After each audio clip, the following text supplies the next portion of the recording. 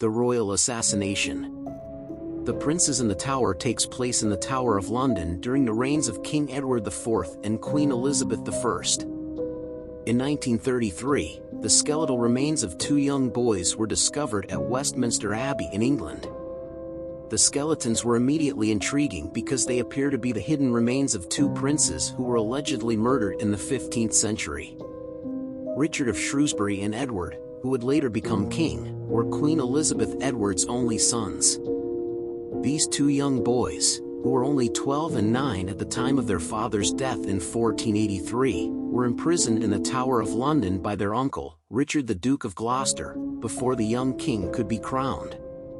His uncle almost certainly murdered the boys so that no one would ever challenge his right to rule, but until then, he and his brother had been declared to be illegitimate, the Duke had become king, and the two children had never been seen again.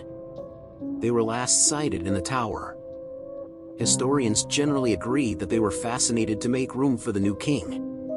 As of the time of the discovery of the remains, there was no solid evidence that the boys had been slain. Instead, it appears that the new King Richard III had the bodies buried in a wooden box. Now what do you think? Subscribe and follow for more.